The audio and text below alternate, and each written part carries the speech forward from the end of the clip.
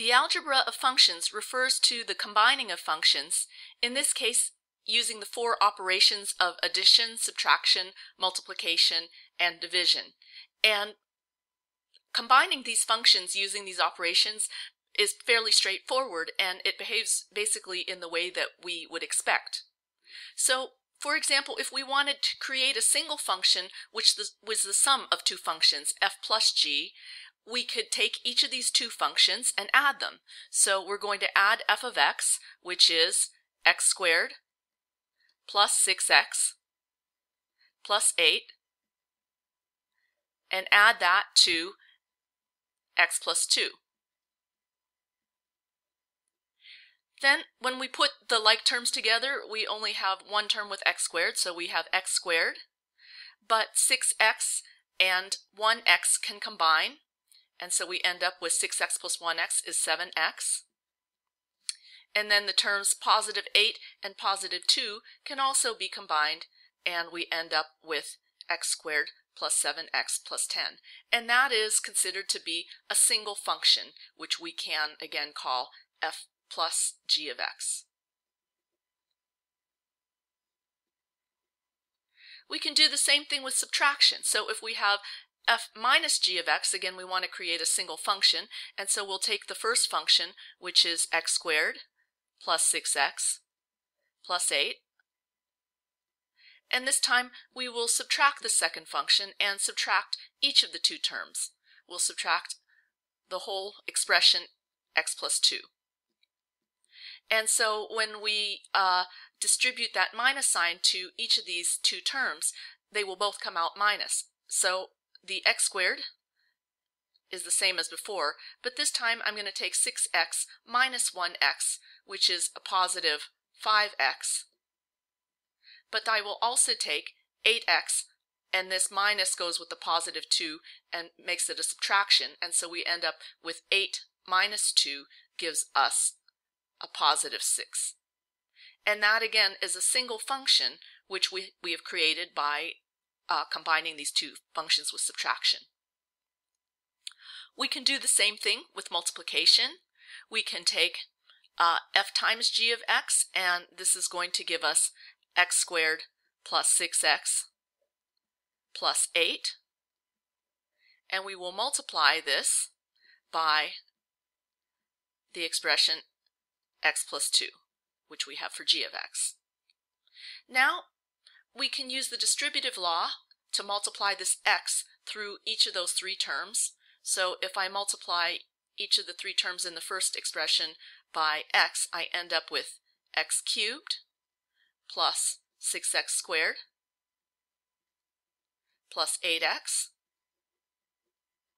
And then for the second term in the second set of parentheses, I can multiply that 2 also by each of the three terms, and I end up with 2x squared plus, and then multiplying 2 by the 6x, I get 12x,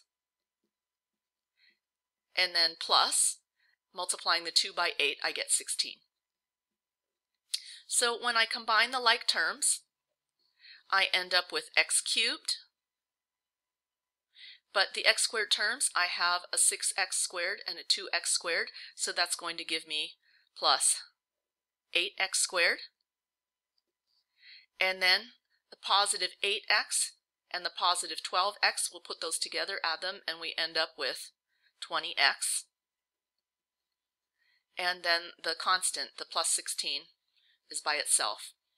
And so this again is a single function. It's got four terms, but we found it by multiplying these two expressions together.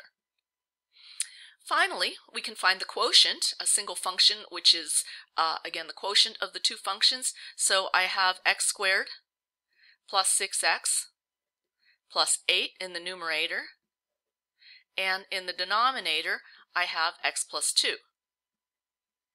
And it's possible, that if I wanted to just leave it as is, that's not optimal because the numerator can be factored. So we can't just cancel terms, but we can say that this numerator trinomial, x squared plus 6x plus 8, will factor into two binomials, and two numbers which give a product of 8, but a sum of 6 are going to be 4 and 2.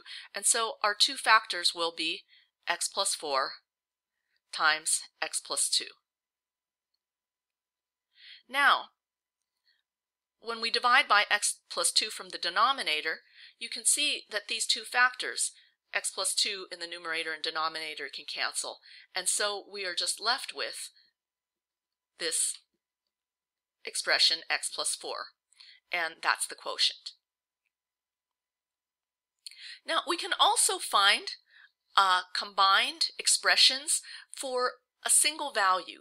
And so, for example, it says for f of x and g of x above, we are asked to find f minus g when x is equal to 3.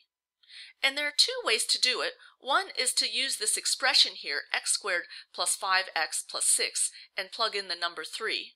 So let's go ahead and do that. So f minus g of 3. So we've got x squared, that'll be 3 squared, plus 5x, which is 5 times 3, plus 6. And when we simplify that, 3 squared is 9, plus, and then the product is 15, plus 6. So when we add these together, we get 9 plus 15 is 24, plus 6 is going to give us 30. So that's the value of our combined function f minus g evaluated when x is equal to 3.